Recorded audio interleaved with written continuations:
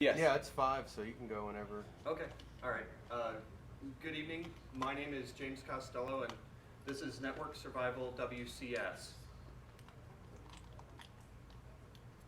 I am the CISSP CompTIA SME, which basically means I'm one of the guys who helps write the tests that people take at CompTIA. My specialty is the Security Plus. I'm a CNSE, a CCSP, an Mstsc, and blah, blah, blah, blah, blah, blah, blah, blah, blah. I'm currently the director of engineering for Armada Data Solutions, a consultancy out of Atlanta. I'm a founding member of SecKC and CCCKC. I blog occasionally at this address, and I'm neither a ninja nor a pirate.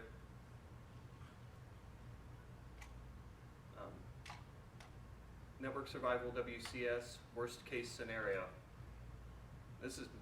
For me, this is my personal worst case scenario. You start a new job. Your boss comes to you, hands you a Windows 7 laptop and says, all right, I want you to find out as much as you possibly can about the network in the next 45 minutes, but here's the caveats. You have a basic image without any of your favorite tools on it. You've got a basic user account, so you've got no elevated administrative privileges to do anything with. Your boss wants you to find out as much on the network as you can. You're not allowed to install any new software on the system. Your internet browsing is going to be strictly monitored, and you cannot elevate your permissions on your local workstation. So we'll knock it down into 3 basic areas: black, gray, and white. Black is don't do anything that violates your boss's rules, so you can't go and install any software on there. Getting a block page on your internet browsing will get you into trouble with your boss. There can be other things that you can come up with that will be in this black area. Anything that really violates the spirit of this worst case scenario that you're in. Some of the gray areas, loading and running software off a USB key. Yeah, you didn't really install it on the computer, but you ran it. And using your cell phone to do your searches. I'm calling that gray because it kind of violates the real spirit of the exercise. And then white, it's just using what you've got. So first off, I just want to remind everybody, if you're ever in this situation, don't be Bob. You might know Bob from his appearances on various podcasts. Bob does things without permission. Being Bob can make you lose your job. And in this scenario that I've said, if you do a Bob-related action, your boss has told you you're going to get fired. Bob has lots of great stories, but most of them are really object lessons and not really instructions for living. Bob might end up under indictment at some point. Don't be Bob. All right. Really what I'm looking for people to do in this whole scenario is think inside the box. We've spent a lot of time trying to get outside the box, and we've really lost focus on what the things are inside the boxes. Working within the limitations that are provided to you, using what you have available to you, and potentially repurposing something that you've got on your system that wasn't initially intended to do what you want it to do. So it's not this box, and it's not that box, and it's definitely not those boxes.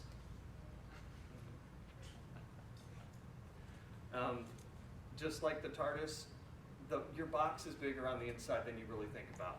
There's a lot more to it than a lot of people take into consideration, because there's a lot you can do with just a base install. One of the neat things you've got there, just without getting to the command line, you've got Network Explorer. If your box has been connected to the network for a little bit of time, you open this up and you can start looking for other computers that are connected there. So you can start finding things out. Now, if you can quickly determine what the naming scheme for devices are, you'll start figuring out what things are out there. Servers tend to have role-specific names associated to them. Workstations, those can really vary. A lot of people just simply use either the person's name and PC, or they go in and they set something on some naming scheme. Some naming schemes aren't going to make any sense to you. Flourish, the servers in my home network are all based on Harry Potter's instances. Nobody really knows what they do except me. So it gets a little more complicated for other people to come look at my system, but you might be in a business environment, they're going to name them things that they're going to know what they are. So this will give you some insight into the network.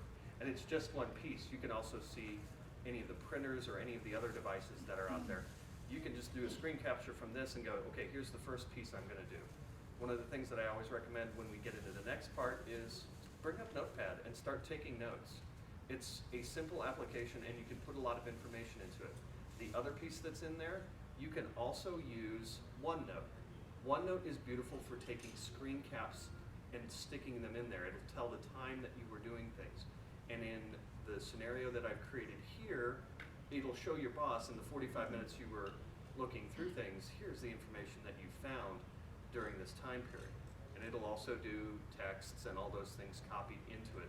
It really is kind of a neat tool to use. Now, I'm going to go further into the box here and start talking about the command line.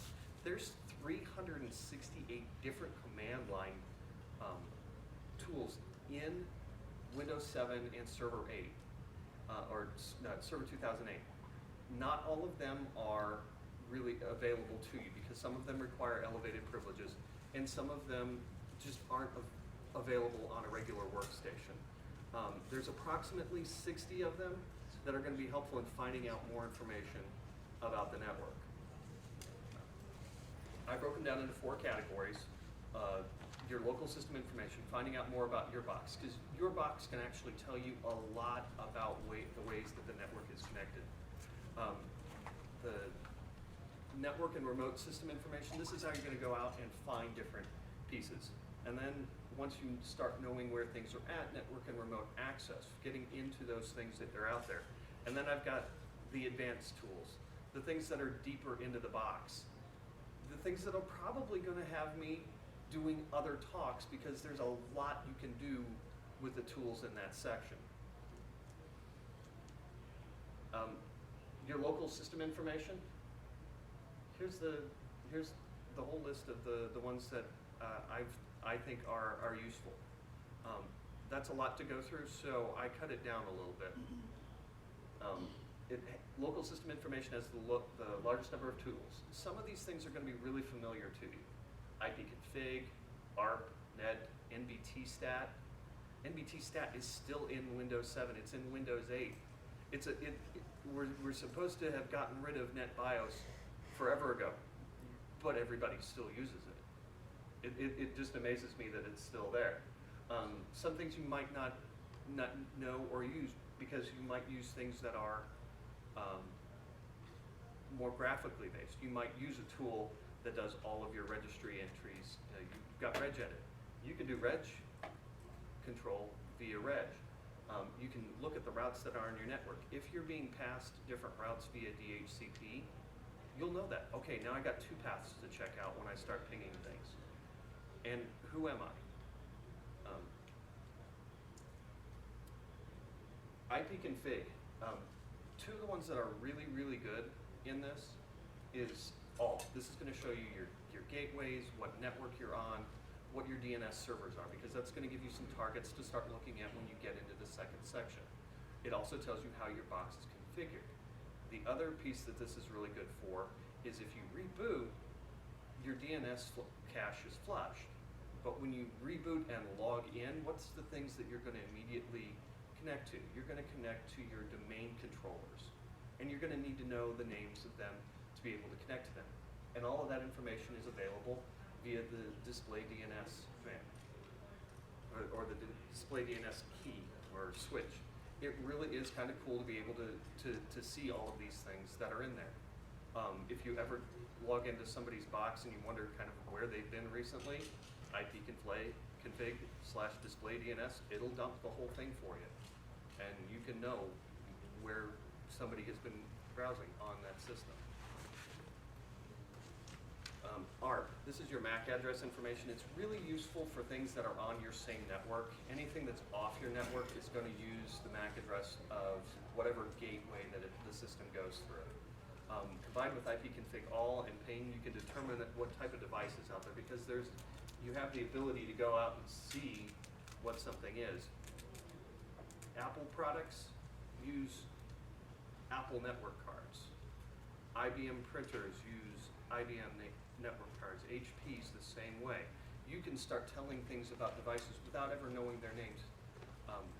It really becomes something much more useful than just, oh, hey, I know a couple of things. I can do an ARP/A and show everything. You can start figuring out what these devices immediately around you are. Net. This is kind of a powerful command. We used to use it in the DOS days to map network drives. Now you've got some other things that are there. The display that you got when you went into the Explorer to show all the different things, you can do that at the command line, and it shows as many devices that it's aware of in your domain. Net user, you can enumerate local user accounts, even ones you don't have access to or are above privilege to you, so you can figure out some of the things that are there. Net statistics, you gather information about the workstation and the server process on the local computer. NetStat or NBTstat, gather net BIOS information. You can see where your Windows and SMB servers are. Where are your file shares? Where can you start looking for data? It's very useful for statistics gathering. It's very useful for figuring out, okay, I get all of these things. Okay, this is where my file shares are. This is where all of the network documents seem to be. I'll be able to start tracking back to those. Route. This is display your routing information. Are there multiple gateways on your system? That can be very telling on a system. Most people use one route out of a network, but every now and then in a really complex network, you might have multiple routes to get out of something set via DHCP on a workstation or manually set on the server. So that's going to tell you a little bit more about that. Reg is really good. Now here's one of the crazy things about this. You can query about 95% of what's in your registry with the reg command. You just need to know what strings to look at, and it'll tell you command completion. It'll show you where pieces of the registry are. You can do it in such a way that you're not making any changes. All you're doing is getting information. And it becomes very easy to start telling information about, okay, here's the domain I belong to. Here are the other systems in the forest. What can I start gaining information about? Who am I? Get your LDAP information about your account. This is going to give you group information, the full string of where your account is. This can be very, very useful when you if you get that list of local accounts that are on the system or system accounts that are there, you use this, now you know what the login parameters for that person are going to be, because you can tell based on that what they are. All right. Then your network and remote system information gathering. Again, you've got quite a bit of things here that you're going to start looking at. So I narrowed it down a little bit more. Again, we've got some things we're familiar with, the ping, the path ping, tracer, NS lookup, but some of the other ones that are more interesting. Off of a Windows system to another Windows system that you have rights on, you can use some of these things to gather information about that remote box without having administrative rights on the remote box. Ping is pretty powerful. You can create scripts that you can use to basically do a ping sweep of an entire network using single pings. I refer to it as the noisy cricket on your computer. Reason I do that is because if you do the standard 3 pings, any IDS system out there is going to be looking for that. A single ping here and there, it's not going to notice those as much. But 3 pings in a row, followed by 3 pings in a row of the next address, that's where you're going to start running into things. You can resolve host names based on IP addresses by having it reach out and touch those things. Limit the number of attempts. You can determine the source address that it's going out from on your box if your box has multiple addresses assigned to it. So you can know, okay, this is really useful for troubleshooting. If you're sitting there and you try and ping a system and you can't ping it, it may be because it's actually pinging from a source that cannot actually reach that. It may be something where you've been given 2 different routes, but the firewall that you're routing through on the secondary interface, the secondary address, is actually looking for a different source address for it to be coming from other than the one that is currently assigned on your system. And if you've used Windows systems for a long time, you know that reboot to reboot, there can be times when the source address on your server will change. It can be very frustrating. This will help you troubleshoot that particular one. Tracer, not to be confused with Tracer T. YouTube link is right there. You can test the path that your packets take. Rather than just knowing, oh, I got there, I know what path I followed. Are you taking multiple hops? Am I on the same network? What kind of information can you gather off of that? Pathbing. I like pathbing because not only does it tell you the path that it takes, it tells you basically how responsive the systems are along the path, because it does a whole series of pings along the way. Latency and loss information, you can identify where slowdowns are on your network. So if you're trying to get to you get a server name and you do a path ping to it, and you get this really long delay during a section of it, that server may not be in your local office. It may be somewhere remote, and you've just discovered the path that it takes to get to another location in the company. NS lookup. You've got the ability to go through and connect your DNS servers and pull what your domain controllers are, if they've set the definitions for your mail servers internally. You can find your directory replication servers, those things that you've got one shared directory that people are on, that is the master directory that's copied between multiple servers. You can find where all of those servers are because it uses DNS to sync between them. I like GetMac because you have the ability to reach out to another server and go, hey, tell me your MAC address. I don't know what this remote device is, but if it's a Windows device and I've got, I can reach out to it, it'll come back and tell me, oh, hey, I've got this MAC address. Okay, now I know, now I've got a good guess as to what it is. If it says it's got a Dell network card on it, more than likely it's a Dell server or a Dell workstation that's out there.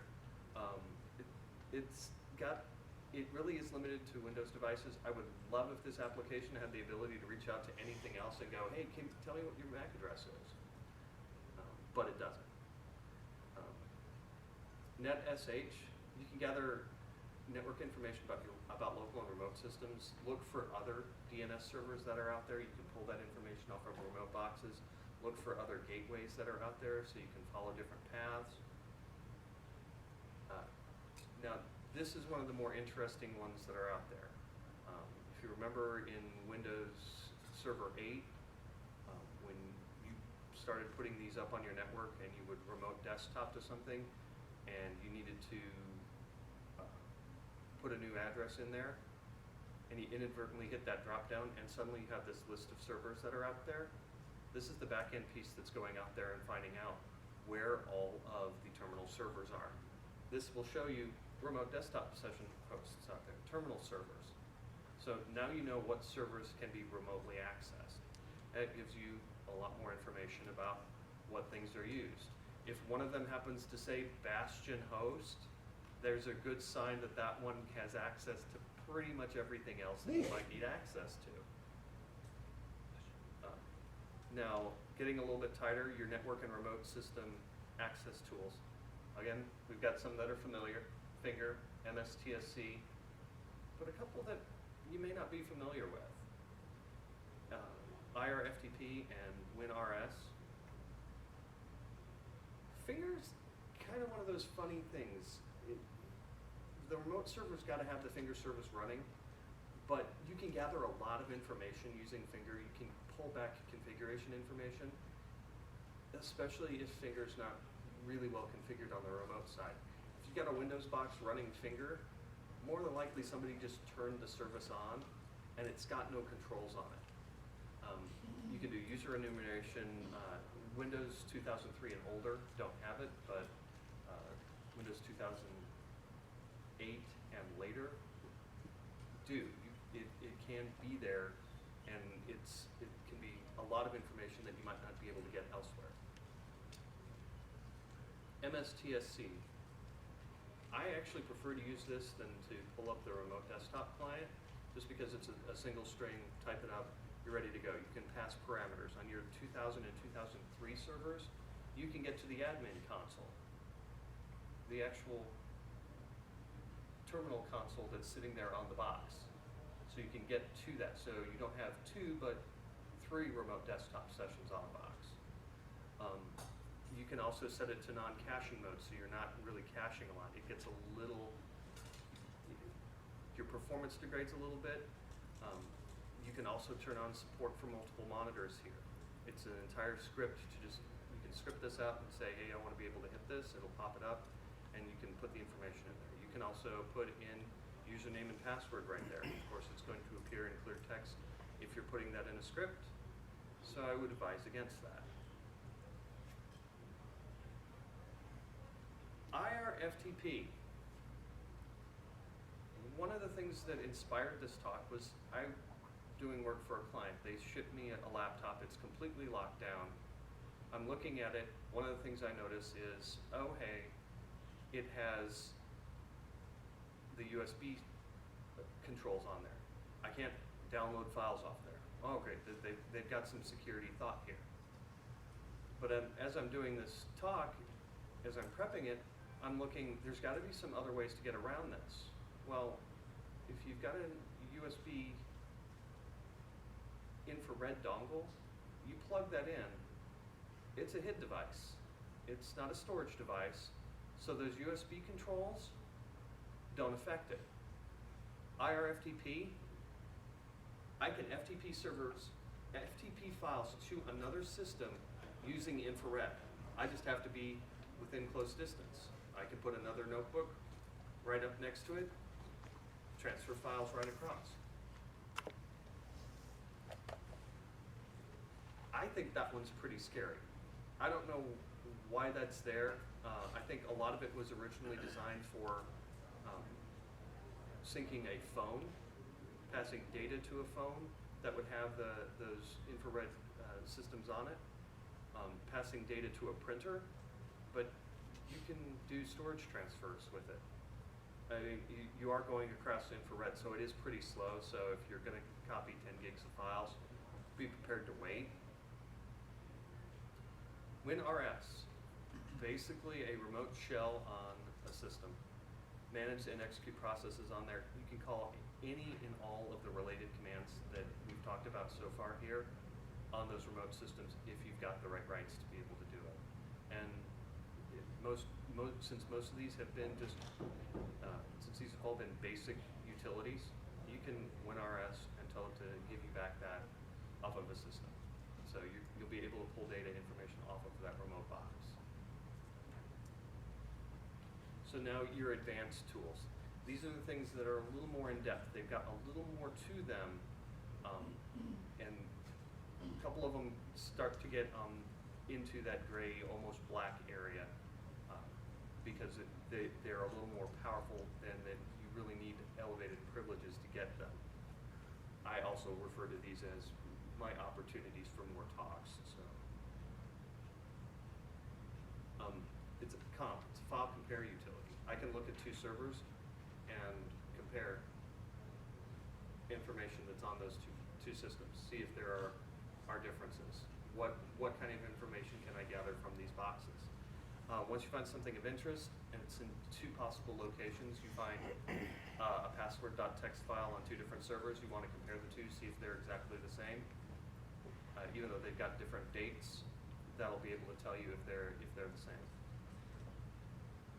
Run as. Now this is definitely going to get you into the don't elevate your privileges, because this is the way you elevate your privileges. It's Windows version of sudo. Allows you to run more tools, regadd, regdelete, WinSat, which is going to give you even more information than a lot of the utilities that we've talked about so far. WMIC, it's a powerful tool for gathering information, scheduling tasks, launching applications, querying event logs, rebooting systems.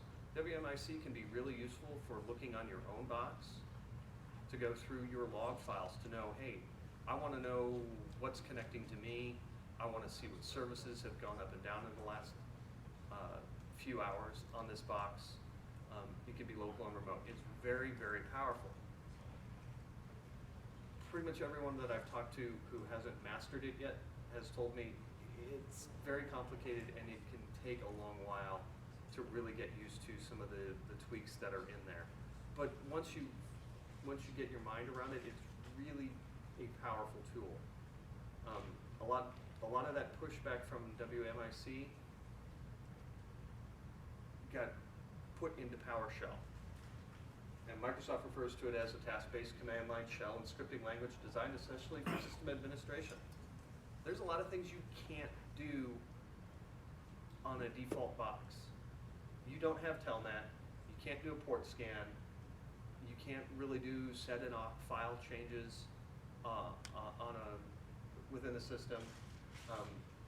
You've got the ability to do add-ons into this that'll allow you to do SSH, you can do HTTP gets, HTTPS, so you can use APIs and start doing some of the things that you can do with Python or some other languages that are out there, you can do in PowerShell. So a lot of scripting that is in Python will translate over there. It's going to be a little clunky because not all of the same things are there, but you really have the ability to use it. I'm currently this is the next piece that I'll talk about in more depth, because there's a lot to it. Telnet not being on your system can be really frustrating, because one of the things that, even though we don't telnet to other boxes, the thing we use it for now is, I want to go check and see if a port is specifically open on a box. That's what most people use telnet for now. And when we don't have it, it gets really frustrating to go telnet, oh, it's not installed. You can use PowerShell to go out and do those port checks. You can actually do a bunch of scripting with this and be able to reach out to various different boxes and do health checks on them.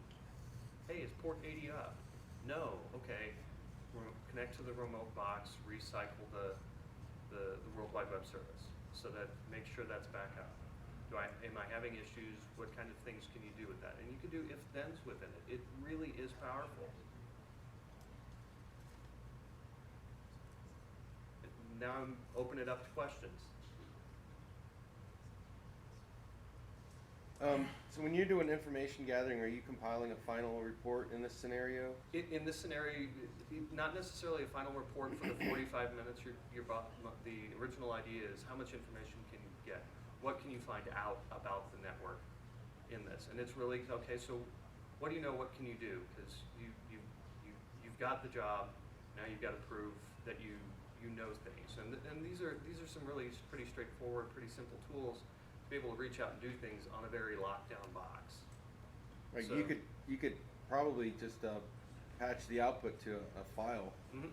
That way you could easily just say, here's Yep. all the files. Here's everything I got. found. Yep. Yeah. And that can do that. Yes. You have to be admin, right, to set up PowerShell to run unsigned scripts? Depends. Okay. The way you get around doing unsigned scripts like that is you open the script up and copy and paste it in. So, unfortunately, that's if you've got access to the box, signed unsigned kind of goes away, because you can open up the script and just run it a line at a time to get that information going. Or copy and paste it to a new script. Yes, that that is then signed by your local system, which it then says, oh, hey, I can run that. Any other questions? What are all the catch names starting at slide 1? I have no idea. These were all ones that I grabbed off of Flickr using the Creative Commons search off of creativecommons.org. So I was just, I thought each one seemed to fit the slides. So any other questions? Another one thing, there are collections out there as well of like web shells Yep. for PowerShell and everything else. And the HTTP and HTTPS get from PowerShell, you can go out and maybe, put an iCAD or any other shell you want on there. So you go out, put Metasploit or something on one of your boxes, run in PowerShell, and pull that locally onto that machine, and then do more work Yep. from another target machine. Yep. PowerShell can open up a whole world of things that you can do with a box, and most of them don't even require that you elevate your privileges. And that's one of the other things is you can run a PowerShell script as somebody else using runads. So, one of the things that I use PowerShell for quite often is I dump out configurations from firewalls, and because I'm on a Windows platform, I use it as for set and awk commands to find things and change things and gather more information out of just a plain dump of a firewall config, and then make the changes that I need to do and re-import the lines that I've changed so that it can be a very functional thing. When I can do an entire report into an Excel spreadsheet using that to pull it out of the firewall and then put it into the Excel spreadsheet broken down by what type of rule it is, the name, what the configuration is. So it can be very powerful for tweaking and modifying the information that you've gathered in other things. And does the PowerShell handle XML natively as well? Yes, yes. So I'm the more I use PowerShell, the more I enjoy it. So I think it's definitely something, if you haven't touched yet, really get into it, because Microsoft, even on their server side, has moved a lot of things into the PowerShell. Exchange, the last couple of versions of Exchange, there are things you can't do in the GUIs. You actually have to go to the PowerShell and make these changes there. One of the other things that's really useful about that is you can script out entire changes for those kinds of things. Say your company gets purchased and you need to change everyone's email address name, add an email address to absolutely everyone.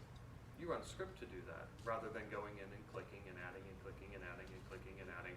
It'll take you 45 minutes to write the script to do that, or 3 days to go through 3,000 people. The other thing too with scripting is if you're in any type of compliance, you can script in your logging. Yep. Date time, made this change. And the change, here's the outcome, write it to a file, do the next change. Your work, the paperwork is done as well. Yeah. I worked for a web hosting company for about 3 years, and one of the guys I worked with hammered into everybody who was new and who was coming in to do things. If you do something once, get it done. If you do something twice, script it, because there's going to be a pretty good possibility that you're going to have to do it more times than twice. So the more you get into scripting, you actually can simplify your life, and you can get into doing more other things of the thinking inside the box. If you spend all your time going clickety, clickety, clickety, click to get through things, you don't have time to go look and parse your logs to be able to look for, hey, I've had somebody trying to log in to this box remotely for the last 2 days. You can use PowerShell to go through and pull those logs and be able to say, okay, I'm looking for denies on this, and if I see X number within this amount of time, send an email to this email address. Hey, I've seen 15 attempts to log into this system that were unsuccessful in the last 3 minutes.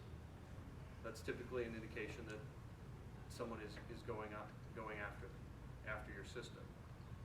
Or someone has completely forgotten their password and you need to go do that. Being able to call someone because they've tried their password 6 times and their account is now locked out and go, hey, I noticed your account was locked out. Do you want me to reset that for you? It does amazing things to your work relationship with those people because you're now looking out for them. You're able to do things proactively. You're not waiting for them to get a call for you to fix something. That proactive nature wins you points with everybody you work with because you're looking out for them. They're able to continue to do their job rather than have to pick up their phone and go through the help desk and do all of these things. The more you can do in a proactive and active form, the better off your life is going to be. So you'll get to do more of those fun things like reading logs. And actually, really, if you're reading logs now, other than to find out, oh hey, I installed a new piece of software, I need to figure out how it actually writes logs into the log system, what information is there, so I can go in and write scripts to look for things that are related to that. Stop and start the service. See if you can kill the service. See what it does when those things happen. So you can script all of that, so you can set alerts for your PowerShell to kick off on a regular basis to do those kinds of things. If you're just starting to review your logs and get into PowerShell, use Pareto's Law. Look at the top 10 events 1 week, script them, good, bad, or indifferent, filter those out of your logs, then do the same thing next week. Take the top 10 you haven't dealt with, and now you're building a log management program that works for you, whitelisting what you believe is good, and alerting on what's bad. Yep.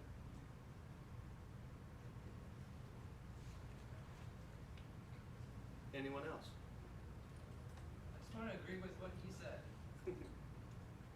Yeah, I definitely agree with what Tim has brought up. You take a focused approach to anything you do. A lot of people troubleshoot in a nonlinear fashion. This popped into my head. This popped into my head. This popped into my head. If you can start doing those kinds of things a little more linear, what are the top 10 things that are going on? All right, we've got these kinds of issues going on here. This particular thing has been hitting us again and again and again. Let me focus on that, and now I can focus on the next thing that's doing it. Low-hanging fruit, high visibility things. When you take care of those kinds of things, your stock in the company will go up because if it's something that takes down the system and it's something simple to fix, your bosses will love you because you're looking out for things. If you stop being reactive of, oh hey, the server is down, you really get a lot more interaction with your boss, and you can actually start getting more than just, here's an assignment, here's the thing. They'll start asking you, hey, what do you want to add to this? So you can walk in and on your first day, show your boss everything that you found, and then you can start saying, here are the things that I kind of noticed about this. Here are the things that I suggest that we start moving, because this could really be a test more than anything. It's not just necessarily that everybody gets a non-administrative access to their machine and the ability to do that. It could simply be a test of, what are you able to do when you don't have a lot? And yeah, Tim. Another thing James said, he was talking about when you add a new service, install new software, you're looking at the logs. What if you've got a fragile service that falls over all the time? You can now go in and look at the logs. Maybe when it crashes, it doesn't write things to the logs that it normally writes there every 30 seconds. So instead, and Windows can say, it's still running. If you look at the log and say, you know, it's been 5 minutes, and I haven't seen any activity from this software in the log, you can just go ahead and stop the service, restart it, and note that it crashed this day and this time, and continue on and not have to wait for calls from somebody saying, oh, the server's down again. Yeah. I know you just left the office, but could you turn around and come back because it's 5 o'clock and we need to get this done? Or you can't go to your meeting this afternoon at ISSA or ISACA, or you can't go to DEF CON because this has fallen over again and this is the 10th time this week. It's definitely true. A proactive approach and inside the box, knowing your box, what it does, what applications are there. With PowerShell, you can have your box tell you, oh, these are all the applications that are installed. Have that run on a daily, weekly basis and have it compare the two. And when you see a change and you haven't installed anything on there, okay, what's going on here? If it's got a queue number and a string, oh, it got patched by our patch server. That's something new that's there. That's something that I just need to go back and verify that that was something we actually pushed out. A little easier to do. But if suddenly you've got a whole bunch of new processes that are running on here, now you can start looking at it. Okay, so what can I do? What can I start reaching out and start doing with this box? Proactive administration. Being able to reach in and know what your box does. I have been on numerous conference calls where I've asked the person who has identified themselves as the server owner, the server administrator, what software do you have installed on this software, on this server? And the response is, I don't know.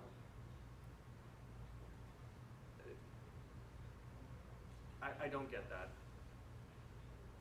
And being proactive and knowing what's on there, then you can know, oh, hey, this software is running on here. I don't think anybody thinks that it's still running on here, but I'm still getting connections on it.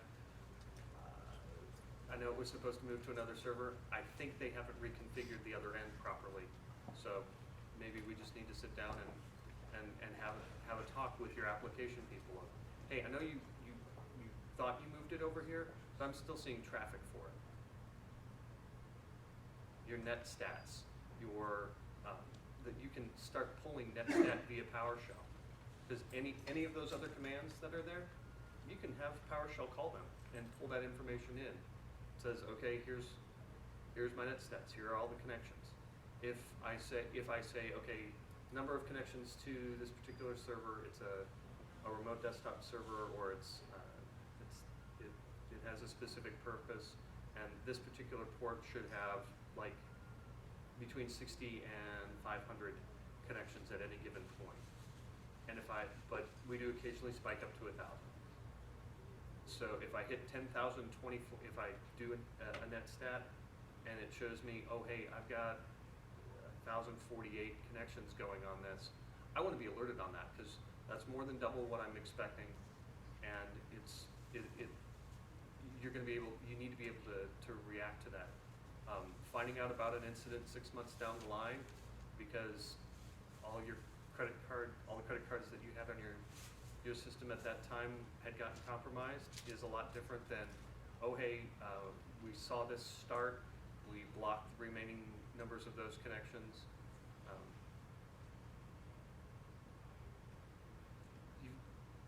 Don't forget about capacity planning too. Right. How often do we spike above normal? Yeah. When you walk in and go, we need a new server because everything's so slow and it happens all the time. Bosses will go, we just want some more money. You walk in and say, normally we have this many connections. It's been growing by 35% over the past 2 months. It's projected to reach capacity on the server in 3. It's going to take us 2 months to configure and get everything installed on there properly. We need to order this next week to have it in on time. And you've got the data to show what you need. Right, because all of these tools become more powerful for you once you start being able to use all the things that you can run with elevated privileges. So it gives you opportunity and it gives you those chances to run things and gather more information. Because knowing what your system is doing, knowing what it's connected to, goes beyond this worst case scenario of your first day on a new job where you're sitting there and trying to find out what's all out there, and it becomes more powerful of in our server or server subnet, I've got 52 servers. Suddenly I've got 6 more servers in there and I'm the only person who installs systems into that network. Something's going on. Having the ability to, if you don't provide Wi-Fi or you've got a segment of your network where there isn't a Wi-Fi hotspot and it's done there intentionally, you can start scanning your IP ranges and look, especially in the segment that you know that covers that particular area. If you see a new device that matches like, oh, a Belkin or a Nets, a home-based router's MAC address, you now have the ability to start looking for, hey, somebody's plugged in a wireless access point over here, and be able to do that. So you've got a really smart user who is the MAC address cloning. He was caught last time doing this. Now when MAC address cloned it, so your traffic for that IP address has just gone up Yep. a whole bunch. Now Then you you have start- at the same MAC, way more traffic coming from that machine. You should not be running these services that iPhones run. I wonder what he did. Yep.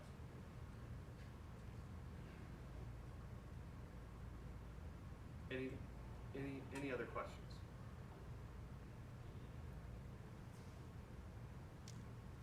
I want to say thank you to SecKC, who actually helped me come up with the concept for doing this talk. We do 5-minute tool talk on Kali Linux. We do 3 of those every month. And I'm sitting there and I was preparing one to give because I found a tool that I really liked and I went, wait a minute. What about all the tools that are in Windows? Let's go back and start looking at some of those. BSides Las Vegas for having me, and Sky Talks over at DEF CON for allowing me to present there as well. People who inspired me for this were Jurist, Heaven Sent, and Jason Street. Thanks to my wife and daughter, and the furry animals that live and work in my office and keep me company during a given day. And thank you to all of you for coming tonight. I really appreciate you coming out and spending some time with me. Now I'm going to go take a nap. I'm kind of tired.